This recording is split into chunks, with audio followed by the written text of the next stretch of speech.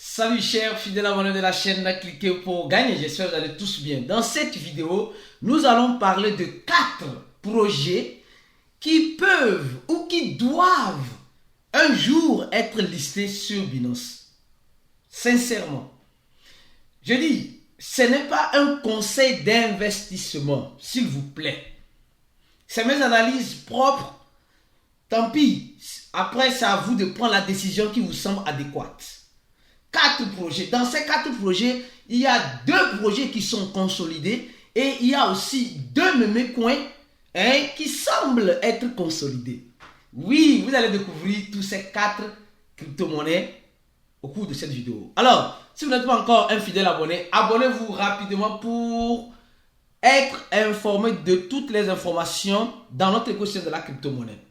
Et je profite aussi de l'occasion pour vous dire, pendant ces semaines, la communauté Cliquez pour gagner et, comme vous le savez, l'échangeur CoinEx offre 150 $ à 25 personnes pendant ces semaines.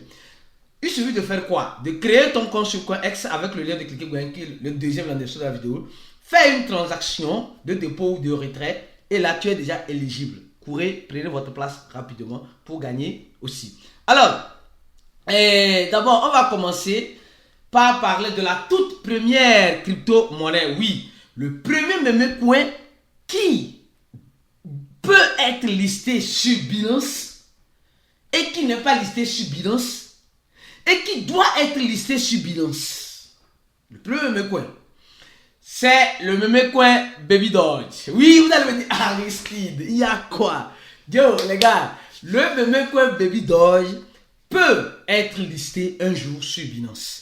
S'ils continuent de faire ce qu'ils sont en train de faire, en cherchant les bons investisseurs, le premier mémé coin qui pourrait être listé sur Binance, c'est le mémé coin, comme vous le voyez, Baby Doge. Donc, si Baby Doge continue de chercher les bons investisseurs, les investisseurs qui peuvent donner du volume et de grands volumes, montrer leur intérêt à Baby Doge, alors Binance serait obligé tôt ou tard de lister Baby Doge, qu'ils le veulent ou pas. Parce que Binance veut simplement manger aussi dedans. Alors pour manger dedans, tu dois lui donner les motifs pour son mangement. Donc la toute première crypto-monnaie, la monnaie de Baby Doge.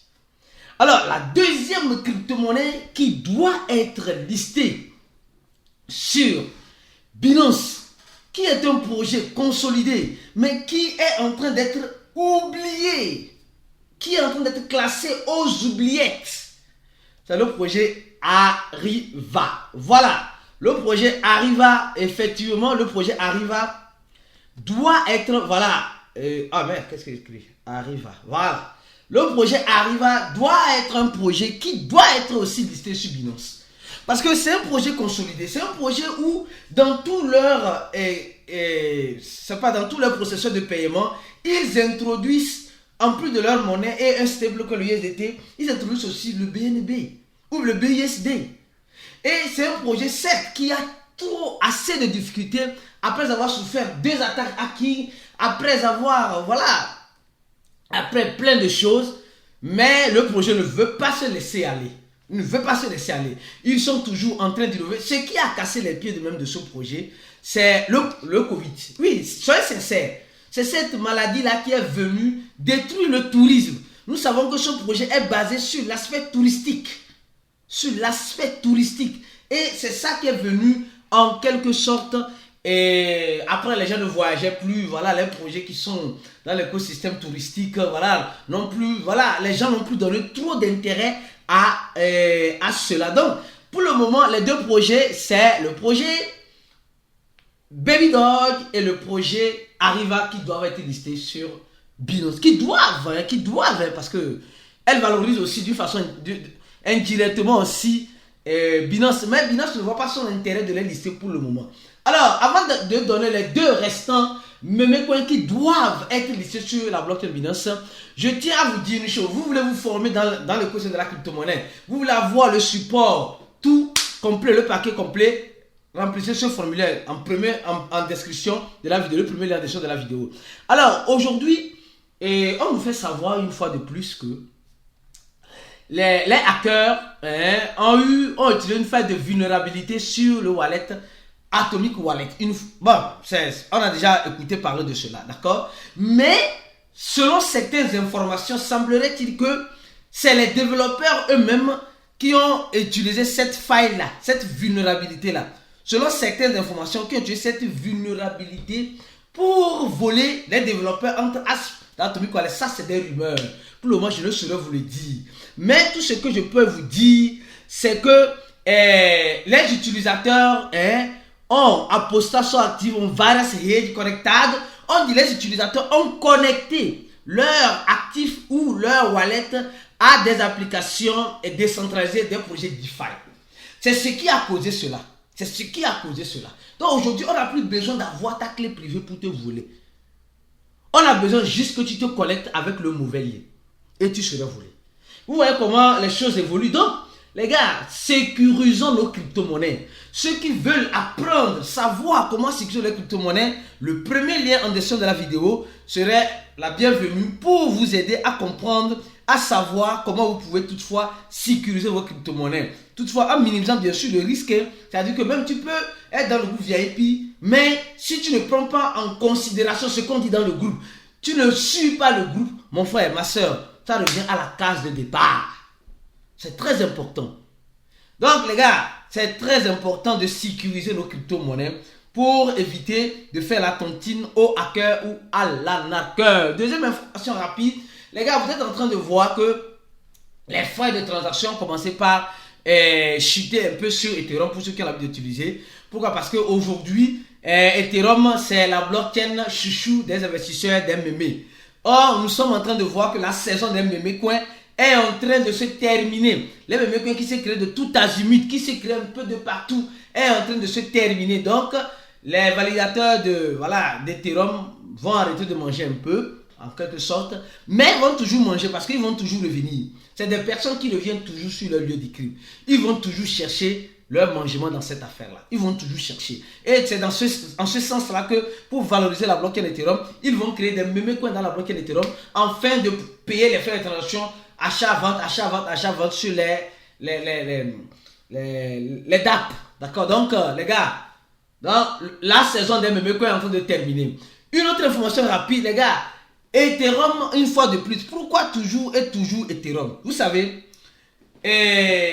nous sommes en train de voir que même Tron, qui a sa propre blockchain, a créé un pont vers Ethereum. Pourquoi Tron a fait cela? Vous savez, Tron a fait cela juste pour attirer une fois de plus les institutionnels sur sa monnaie. Parce que nous savons que Ethereum là-haut, nous savons la monnaie Ethereum là, c'est une monnaie aujourd'hui qui est une monnaie chouchou des institutions.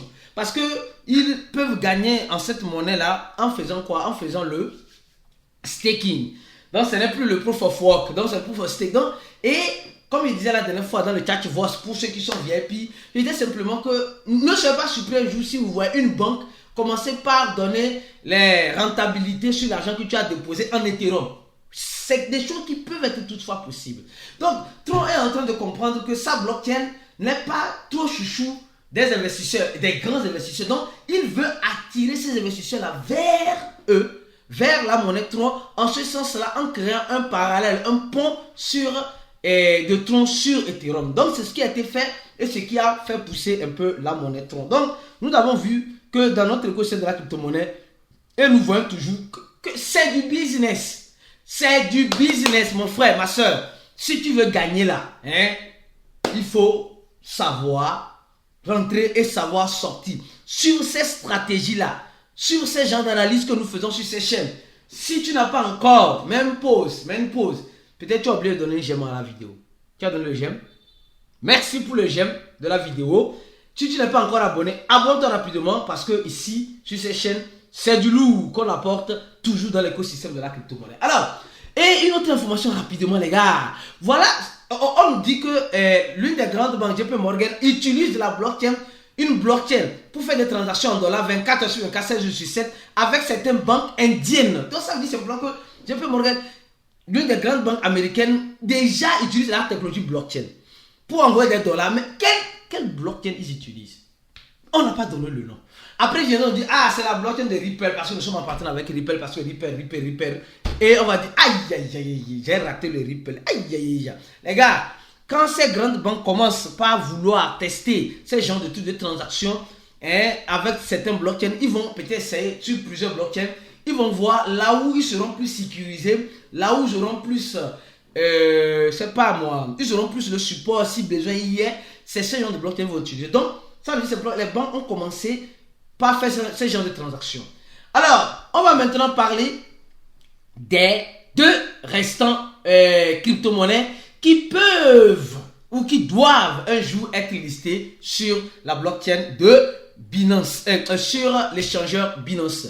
Mes frères et sœurs, encore un rappel, si tu n'as pas encore cliqué sur le deuxième lien pour participer et gagner la cagnotte qui serait distribuée avec 25 personnes, les 150 $, c'est juste pour cette semaine. La semaine prochaine, il y en aura encore pour ceux qui sont arrivés en retard. Alors donc, je reviens ici, je dis ceci.